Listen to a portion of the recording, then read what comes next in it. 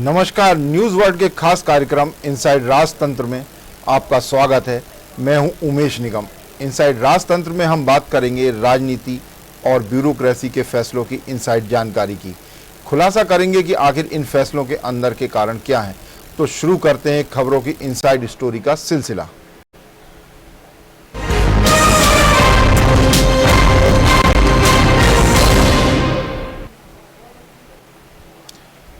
सिंगाजी खंडवा और Sanjay Birsinghpur thermal power plant की एक यूनिट बुधवार को फिर ठप हो गई। प्रदेश में थर्मल पावर प्लांट की 16 में से 10 यूनिट ठप चल रही हैं।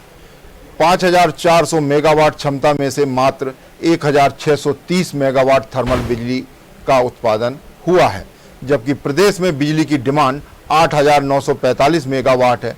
डिमांड पूरी करने के लिए राज्य सरकार 7307 मेगावाट बिजली केंद्रीय सेक्टर, निजी थर्मल प्लांट और सोलर एवं विंड प्लांट से ले रही है। इन सभी कंपनियों से महंगी दरों पर बिजली ली जा रही है। विशेषज्ञों का कहना है कि अपने थर्मल पावर प्लांटों की बजाय बाहर से बिजली लेने पर रोजाना 15 करोड़ रुपए का नुकसान हो रहा है। 2 माह से प्लांटों के बंद होने से करीब 1500 करोड़ की राशि का राज्य सरकार को नुकसान होने का अनुमान है। उन्नत तकनीक से निर्मित सिंगाजी थर्मल पावर प्लांट की एक यूनिट पिछले साल सितंबर से बंद पड़ी है। इसी तरह सारणी की 4 यूनिट भी लंबे समय से बंद है। एक दिन पहले ही एनटीपीसी कोरबा से 514 मेगावाट, विंध्याचल पावर प्लांट से 1290 मेगावाट, एनटीपीसी से 490 megawatt, Rewa ultra solar power plant से 260 मेगावाट, लैंको से 273 मेगावाट, शासन प्रोजेक्ट से 1379 मेगावाट और जेपी से 462 मेगावाट। इसके अलावा मोजर वियर से 393 मेगावाट और झाबुआ पावर प्लांट से 192 मेगावाट बिजली राज्य सरकार ले रही है। Sanjay Birsinghpur thermal power plant की क्षमता 1340 मेगावाट है, लेकिन उत्पादन केवल 864 मेगावाट ही हो रहा है। इसी तरह अमरकंटक थर्मल पावर प्लांट की क्षमता 210 मेगावाट है। यहाँ महज 156 मेगावाट बिजली का उत्पादन किया जा रहा है। सतपुड़ा थर्मल पावर प्लांट सारणी का 1330 मेगावाट की क्षमता है। यहाँ पर केवल 298 मेगावाट बिजली बनाई जा रही है। Singaji thermal power plant Khandwa की क्षमता 2520 मेगावाट की है, लेकिन बिजली यहाँ पर बनती है महज 348 मेगावाट। यह दुर्भाग्यपूर्ण ही है कि प्रदेश के अपने बिजली संयंत्रों को बंद कर केंद्रीय और निजी बिजली संयंत्रों से महंगी बिजली खरीदी जा रही है। इससे तीनों विद्युत वितरण कंपनियों की आर्थिक स्थिति खराब हो रही है। सिंगाजी खंडवा और Sanjay Birsinghpur thermal power plant की एक यूनिट बुधवार सुबह से ठप है। प्रदेश के थर्मल पावर प्लांटों की क्षमता 5400 मेगावाट है। ऐसा नहीं है कि ये थर्मल पावर प्लांट पर्याप्त बिजली देने में सक्षम नहीं है। इसके बावजूद ये जो पावर प्लांट हैं इनकी यूनिटें बंद कर रखी गई हैं। पिछले साल फरवरी में ही एमपी जनरेटिंग कंपनी की चारों थर्मल पावर प्लांट जो हैं उससे 5500 मेगावाट बिजली का उत्पादन किया गया था, जिसमें अहम योगदान सिंगाजी पावर प्लांट का था।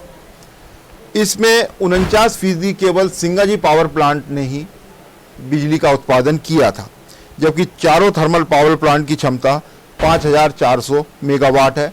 उससे कहीं ज़्यादा जाके इन थर्मल पावर प्लांटों ने बिजली का उत्पादन किया था। बावजूद इसके जो पावर जनरेटिंग कंपनी है वो पावर प्लांट की कई यूनिटों को बंद रखकर निजी कंपनियों से बिजली ले रही है। सिंगाजी थर्मल पावर प्लांट की 4 में से 3 यूनिट लापरवाही के चलते लंबे समय से बंद थी। ये 2 साल पुरानी बात है और उसमें जो है पावर जनरेटिंग कंपनी की ही फॉल्ट थी, जिसमें फ्लाई ऐश के चलते इनको बंद किया गया था। इससे भी राज्य सरकार को खासा नुकसान हुआ था, करोड़ों की क्षति हुई थी। मध्य प्रदेश की तीनों विद्युत वितरण कंपनियों के लिए Madhya Pradesh power management company द्वारा पावर प्लांटों से जो बिजली खरीदी जाती है उसके एवज में उसे Madhya Pradesh power generating company को ऊर्जा शुल्क के साथ फिक्स चार्ज भी चुकाना पड़ता है। हर साल मध्य प्रदेश ऊर्जा नियामक आयोग फिक्स चार्ज की राशि तय करता है।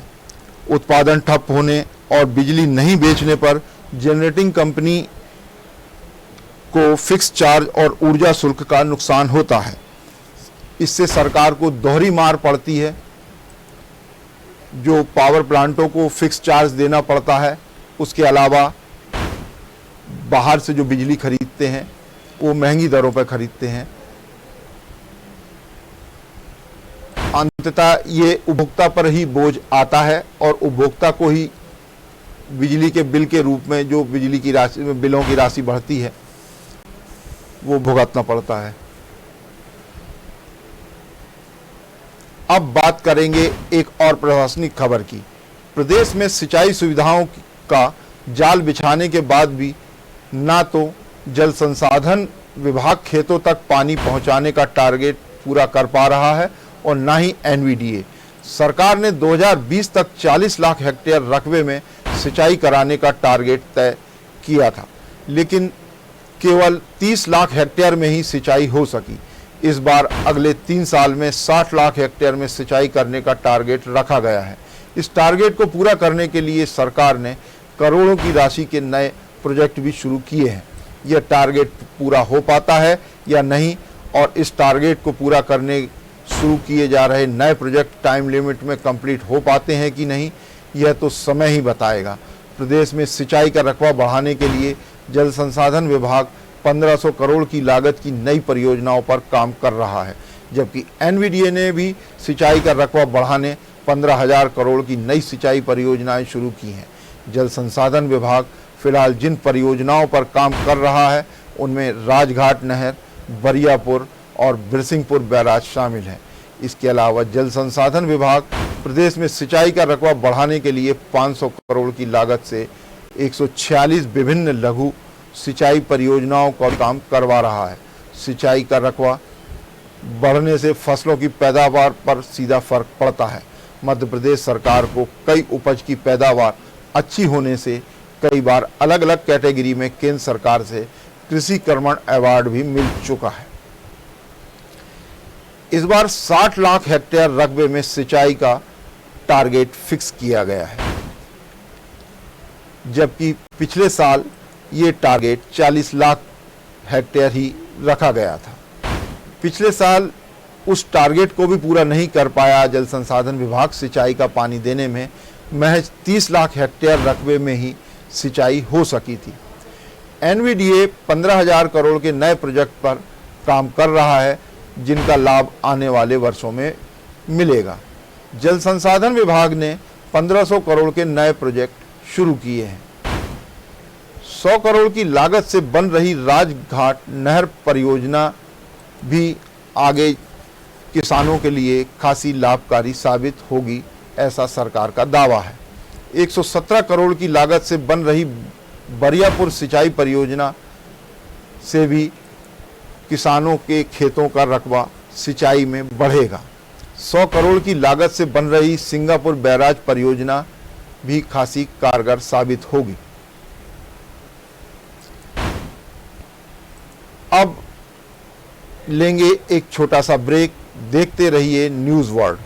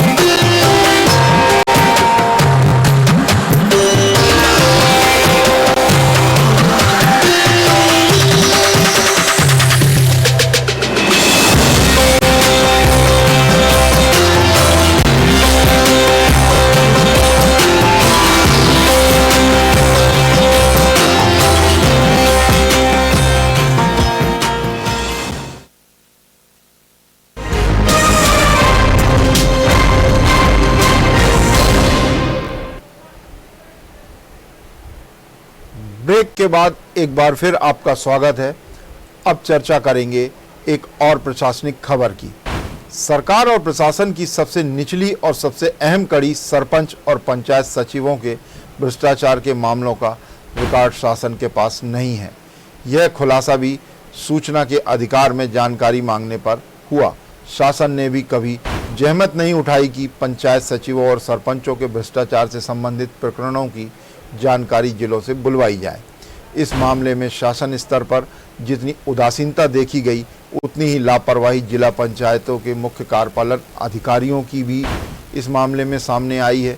जिला पंचायत स्तर से भी इन सभी जानकारियों को पंचायत राज संचालनालय को समय समय पर भेजी जाना चाहिए। आरटीआई में पूछताछ होने के बाद शासन चेता और जिला पंचायतों को सरपंचों और पंचायत सचिवों के भ्रष्टाचार के प्रकरणों की जानकारी पंचायत राज संचालनालय से भेजने का फरमान दिया गया। लेकिन 6 माह की अवधि बीतने के बाद भी जिला पंचायतों ने पंचायत राज संचालनालय को सरपंचों और पंचायत सचिवों के भ्रष्टाचार से संबंधित प्रकरणों की जानकारी नहीं भेजी।